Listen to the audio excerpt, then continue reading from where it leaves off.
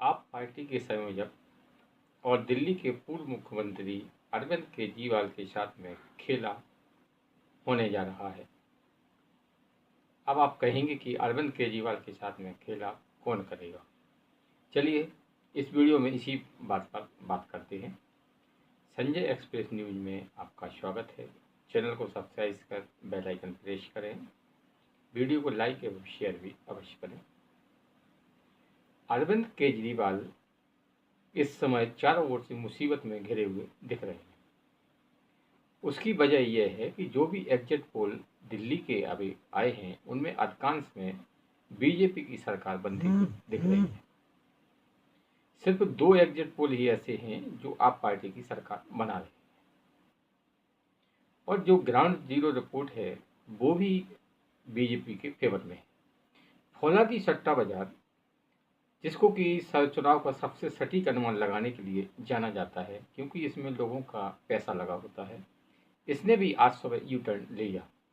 और U turn में इसने पहले जो शुरू में 2 महीने पहले से ही आप पार्टी की सरकार बना रहा था और आप पार्टी को 60 से 65 सीटें दे रहा था। अब उसने यू टर्न ले लिया है फौलादी सट्टा बाजार ने। अब यू में फौलादी सट्टा बाजार के अनुसार भाजपा को 42 से 45 सीटें मिल रही हैं, आम आदमी पार्टी को 28 से 30 सीटें। तो यू टर्न ये फौलादी सट्टा के बाजार के मानने से एक्टिव एवं एग्जिट पोल के नतीजों के तो ये सभी चीज़ें अरविंद केजरीवाल के लिए मुसीबत साबित हो रही हैं। लेकिन अरविंद केजरीवाल के लिए सबसे बड़ी मुसीबत चुनाव के बाद होने वाली है। अगर उनकी पार्टी सत्ता में आती है तो भी होगी और नहीं आती है तो भी होगी। अब आप कहेंगे कैसे? क्योंकि अरविंद केजरीवाल की पार्टी मान लो दिल्ली में बहुमत मिल गया, उसके बाद भी अरविंद केजरीवाल मुख्यमंत्री नहीं बन सकते, क्योंकि सुप्रीम कोर्ट ने जो शर्तें उनको जमानत देते हुए लगाई थी वो आज भी हैं। इसी वजह से अरविंद केजरीवाल को सत्ता से बाहर होना पड़ा था, यानी कि मुख्यमंत्री पद से इस्तीफा देना पड़ा था।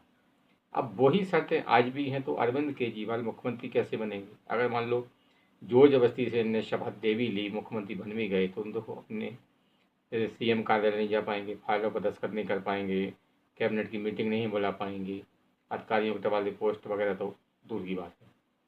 तो इस स्थिति में अरविंद केजरीवाल के लिए ये मुसीबत ही साबित है। और अब तो जो एलजी है वो भी अब हो सकता है कि अरविंद केजरीवाल को शपथ दिलाने से मना कर दें, क्योंकि उनके खिलाफ जो मतलब मामले चल रहे हैं, सुप्रीम कोर्ट ने उनको बेल दी है लेकिन साथ साथ बेल दी है। अब ऐसे में सवाल उठेगा कि अरविंद केजरीवाल की जगह मुख्यमंत्री कौन बनेगा? तो सबसे ज़्यादा दावेदारी तो जो वर्तमान सीएम हैं वही है, आतिश मालिनी जी। उसके बाद में सौरभ भारद्वाज हैं, और इसके बाद में आपके एक दो नेता और भी हैं जो इसमें मुख्यमंत्री पद की दावेदारी कर सकते हैं। लेकिन मेन में आतिशी मालिनी और सौरभ भारद्वाज ही है। अब अगर मान लो अरविंद केजरीवाल चीफ मिनिस्टर नहीं बन पाए, तो जो भी चीफ मिनिस्टर बनेगा, अभी तो खैर जो आतिशी मालिनी जी हैं वो तो अभी पता थे उन्हें कि कुछ दिन के लिए मुख्यमंत्री बनी है। उसके बाद में अब जैसे ये बहुमत की सरकार की मुख्यमंत्री बनेगी तो वो अब फिर अपना गुट मजबूत करना शुरू कर देंगे, है ना। और धीरे धीरे हो सकता है कि अरविंद केजरीवाल को किनारे करके खुद पार्टी की सर्वेसर्वा बन जाए, क्योंकि ऐसी पार्टी में ऐसी बातें चल रही हैं, यानी कि पार्टी में एक गुट बन गया है जो कि पंजाब की सीएम भगवंत मान, आतिशी जी मालेना और सौरभ भारद्वाज का है। ये 3 नेता नहीं चाहते हैं कि अरविंद केजरीवाल पार्टी की सर्वेसर्वा रहें।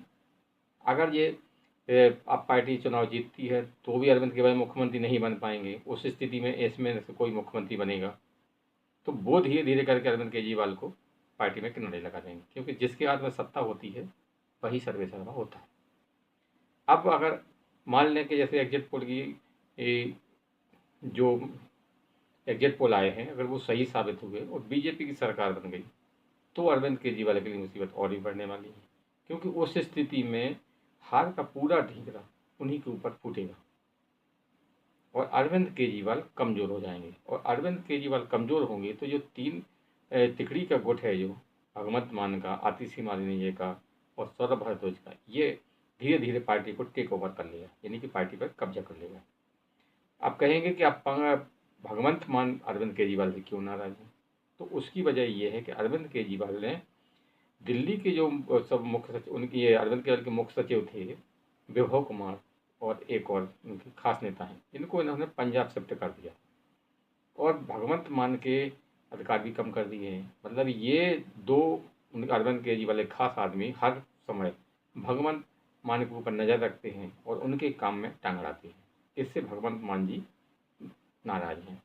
अब आतिशी मारेना जी तो अभी तो केजरीवाल के पीछे लगी हैं, लेकिन जब वो मुख्यमंत्री बनेंगी तब उन्हें यही डर रहेगा कि केजरीवाल अगर मजबूत हुए तो उनकी कुर्सी जा सकती है, इसलिए वे केजरीवाल को कमज़ोर करने की कोशिश करेंगी।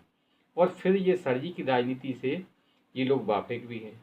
मतलब ये जानती हैं कि उनके लिए सिर्फ अरविंद केजरीवाल के लिए वे और उनका परिवार ही खास है, बाकी कोई नहीं। पार्टी में इससे बड़े बड़े नेता थे जिन्होंने पार्टी बनाने के लिए जी जान से मेहनत की, एक एक करके अरविंद केजरीवाल ने सबको बाहर कर दिया, यहाँ तक कि अपने गुरु अन्ना हजारे तक को नहीं छोड़ा। उनकी से भी अभी बात नहीं करते, ना उनकी कोई बात मानते हैं। तो जो आदमी अपने गुरु का नहीं हुआ, जिसने उनको आंदोलन किया उनके लिए और उस आंदोलन से पार्टी निकली, इनने अन्ना को झूठ बोला, अन्ना को सुन तक नहीं बताया कि हम पार्टी बनाएंगे। तो इसी सब चीज़ें देखते हुए अरविंद केजरीवाल के साथ खेला लगभग तय।